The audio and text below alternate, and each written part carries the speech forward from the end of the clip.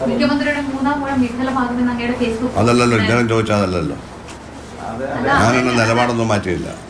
വാർത്താ സമ്മേളനത്തിൽ പറഞ്ഞത് മുഖ്യമന്ത്രി പിണറായി വിജയൻ മൂന്നാമത് എത്തുന്നതിൽ സന്തോഷമെന്നായിരുന്നു. ഇന്നലെ അദ്ദേഹം താങ്കൾ പറഞ്ഞത് ഒരു വ്യാമോഹമാകും. അതുകൊണ്ട് നിലപാടിനെന്താ മാറ്റം വരുന്നത്? നിലപാടിനെന്താ മാറ്റം വരുന്നത്? അദ്ദേഹം മുഖ്യമന്ത്രിയാവുന്നത് സന്തോഷമുണ്ടോ നിങ്ങൾ ചോദിച്ചപ്പോൾ സന്തോഷമാണ്. ഞാനെന്താ മനസ്സിലായില്ലേ? സന്തോഷമാണെന്ന് ഞാൻ പറഞ്ഞു. അതെന്താ മനസ്സിലായില്ലേ? പക്ഷെ മൂന്നാം ഊഴം കിട്ടുന്ന കാര്യം ഈ പൊളിറ്റിക്കൽ ബിസിനസ് എല്ലാം രംഗത്തിറങ്ങി പാർട്ടിയുടെ പേര് പ്രവർത്തിക്കുകയാണ്. ജനം വോട്ട് ചെയ്യത്തില്ല. ഇതാണ് ഞാൻ പറഞ്ഞത്.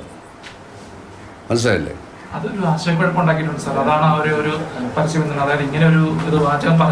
ഒരാശയക്കുഴപ്പം എനിക്കില്ല, നിങ്ങൾക്ക് കാണും.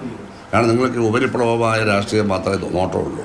ഞാൻ പറഞ്ഞത് എന്താണെന്ന് മനസ്സിലായി. നിങ്ങളുടെ കൂട്ടത്തിൽ ആരും എന്നോട് ചോദിച്ചു അദ്ദേഹം മുഖ്യമന്ത്രിയാവുന്നത് സന്തോഷമുണ്ട്. ഇതത് നിങ്ങൾ പറഞ്ഞാൽ വിശ്വസിക്കത്തില്ല.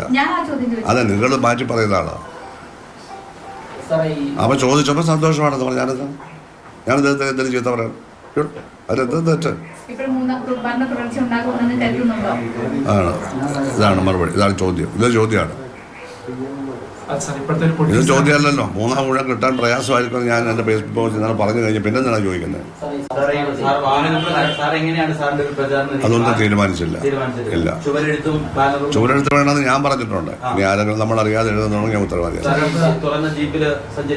ഒന്നും തീരുമാനിച്ചില്ല. ആ കാര്യം ഡീറ്റെയിൽസ് തീരുമാനിച്ചു. എന്തായാലും കുറച്ച് മീറ്റിംഗ് പ്രസംഗിക്കും. അപ്പോൾ സ്വാഭാവിക വാഹനത്തിൽ പോയിട്ട് വേണമല്ലോ പ്രസംഗിക്കാൻ. രാവിലെ വേണമെങ്കിൽ വൈകുന്നേരം വരെ 4-5 ദിവസം പ്രസംഗിക്കേണ്ടി വരും. അത് മതി. ഒരു കൺവെൻഷൻ എനിക്കില്ലെന്ന് ഞാൻ പറഞ്ഞു കഴിഞ്ഞാൽ സഹോദരി, എനിക്ക് ഇലക്ഷൻ കമ്മിറ്റി ഇല്ലാതെ പ്രവർത്തിക്കുന്ന സ്ഥാനാർത്ഥി അല്ല, അവർക്ക് സംഘടിപ്പിച്ചൂടെ? പങ്കെടുത്താൽ എനിക്ക് വേണ്ടി വോട്ട് ചെയ്യുന്ന ഒരു കൺവെൻഷൻ ഞാൻ പോയി. എന്റെ കൺവെൻഷൻ അല്ലല്ലോ.